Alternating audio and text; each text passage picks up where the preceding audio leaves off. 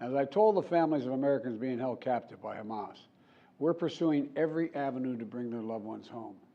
As president, there is no higher priority for me than the safety of Americans held hostage. The terrorist group Hamas unleashed pure, unadulterated evil in the world. But sadly, the Jewish people know perhaps better than anyone that there is no limit to the depravity of people when they want to inflict pain on others. In Israel, I saw people who are strong, determined, resilient, and also angry, in shock and in deep, deep pain. I also spoke with President Abbas, the Palestinian Authority, and reiterated that the United States remains committed to the Palestinian people's right to dignity and to self-determination. The actions of Hamas terrorists don't take that right away. Like so many other, I'm heartbroken by the tragic loss of Palestinian life, including the explosion at the hospital in Gaza, which was not done by the Israelis. We mourn every innocent life lost. We can't ignore the humanity of innocent Palestinians who only want to live in peace and have an opportunity. You know, the assault on Israel echoes nearly 20 months of war, tragedy, and brutality inflicted on the people of Ukraine, people that were very badly hurt since Putin launched his all-out invasion. We've not forgotten the mass graves, the bodies found bearing signs of torture, rape used as a weapon by the Russians, and thousands of Ukrainian children forcibly taken into Russia, stolen from their parents. It's sick. Hamas and Putin represent different threats, but they share this in common. They both want to completely annihilate a neighboring democracy, completely annihilate it. Hamas' stated purpose for existing is the destruction of the state of Israel and the murder of Jewish people. Hamas does not represent the Palestinian people. Hamas uses Palestinian civilians as human shields, and innocent Palestinian families are suffering greatly because of them. Meanwhile, Putin denies Ukraine has or ever had real statehood. He claims the Soviet Union created Ukraine. And just 2 weeks ago, he told the world that if the United States and our allies withdraw, and if the United States withdraw, our allies will as well, military support for Ukraine would have, quote, a week left to live, but we're not withdrawing. I know these conflicts can seem far away, and it's natural to ask, why does this matter to America? So let me share with you why making sure Israel and Ukraine succeed is vital for America's national security. You know, history has taught us that when terrorists don't pay a price for their terror, when dictators don't pay a price for their aggression, they cause more chaos and death and more destruction. They keep going, and the cost and the threats to America and the world keep rising. So if we don't stop Putin's appetite for power and control in Ukraine, he won't limit himself just to Ukraine. Putin's already threatened to remind, quote, remind Poland that their Western land was a gift from Russia. One of his top advisors, a former president of Russia, has called Estonia, Latvia, and Lithuania Russia's Baltic provinces. These are all NATO allies. For 75 years, NATO has kept peace in Europe and has been the cornerstone of American security. And if Putin attacks a NATO ally, we will defend every inch of NATO which the treaty requires and calls for. We'll have something that we do not seek.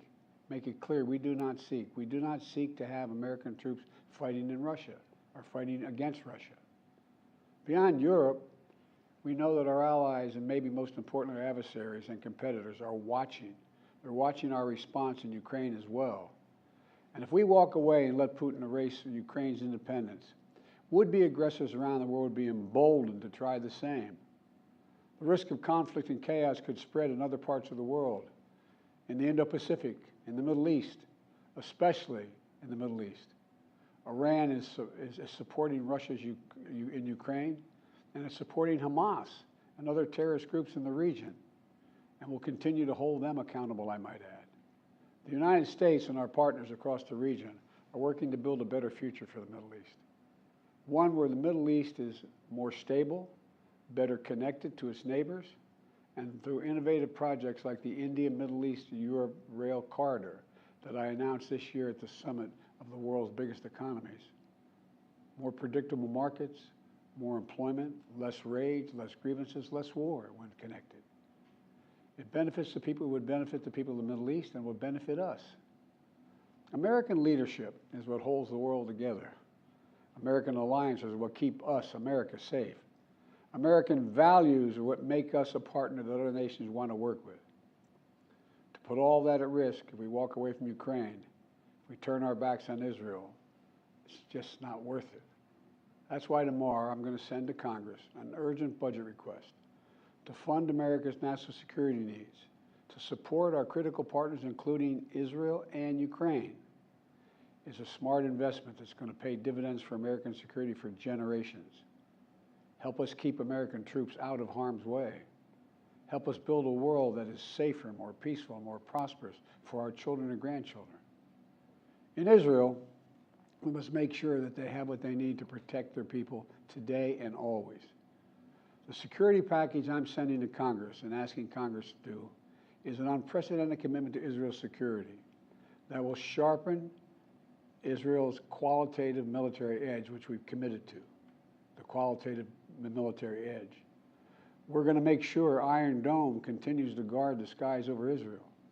We're going to make sure other hostile actors in the region know that Israel is stronger than ever and prevent this conflict from spreading. Look, at the same time, President Netanyahu and I discussed again yesterday the critical need for Israel to operate by the laws of war. That means protecting civilians in combat as best as they can. The people of Gaza urgently need food, water, and medicine. Yesterday, in discussions with the leaders of Israel and Egypt, I secured an agreement for the first shipment of humanitarian assistance from the United Nations to Palestinian civilians in Gaza. If Hamas does not divert or steal these shipments, we're going to provide an opening for sustained delivery of life-saving humanitarian assistance for the Palestinians. As I said in Israel, as hard as it is, we cannot give up on peace. We cannot give up on a two-state solution.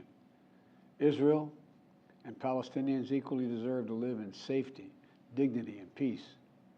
You know, and here at home, we have to be honest with ourselves. In recent years, too much hate has given too much oxygen, fueling racism, the rise of anti-Semitism, and Islamic phobia, right here in America. It's also intensified in the wake of recent events that led to the horrific threats and attacks that both shock us and break our hearts. On October 7th, terror attacks have triggered deep scars and terrible memories in the Jewish community. Today, Jewish families worried about being targeted in school, wearing symbols of their face, walking down the street, or going out about their daily lives. And I know many of you in the Muslim American community, the Arab American community, the Palestinian American community, and so many others are outraged and heartened, saying to yourselves, here we go again with Islamophobia and distrust we saw after 9/11. Just last week, a mother was brutally stabbed. A little boy, here in the United States, a little boy who just turned 6 years old was murdered in their home outside of Chicago. His name was Wadiha, a proud American, a proud Palestinian American family. We can't stand by and stand silent when this happens. We must, without equivocation, denounce anti-Semitism. We must also, without equivocation, denounce Islamophobia. And to all you hurting, those of you hurting, I want you to know I see you. You belong. And I want to say this to you. You're all America. You're all American. This is in a moment, in moments like these, when fear and suspicion, anger and rage run hard, that we have to work harder than ever to hold on to the values that make us who we are. We're a nation of religious freedom, freedom of expression. We all have a right to debate and disagree without fear of being targeted in schools or workplaces or in our communities. We must renounce violence and vitriol. See each other not as enemies, but as fellow Americans. When I was in Israel yesterday, I said that when America experienced the hell of 9/11, we felt enraged as well. While we sought and got justice, we made mistakes. So I cautioned the government of Israel not to be blinded by rage. And here in America, let us not forget who we are. We reject all forms of hate, whether against Muslim, Jews, or anyone. That's what great nations do, and we are a great nation.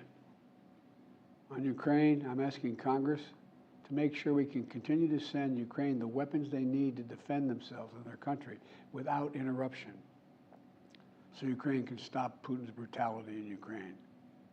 They are succeeding.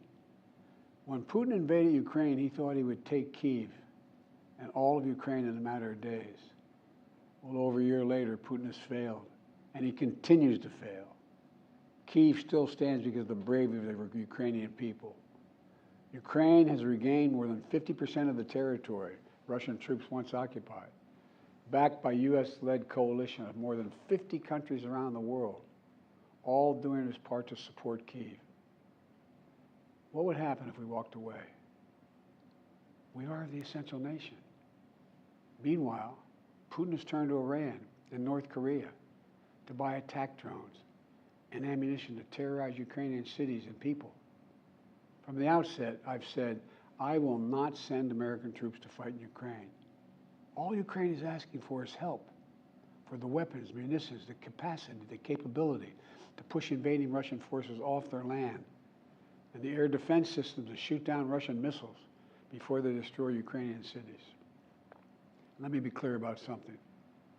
We send Ukrainian equipment sitting in our stockpiles.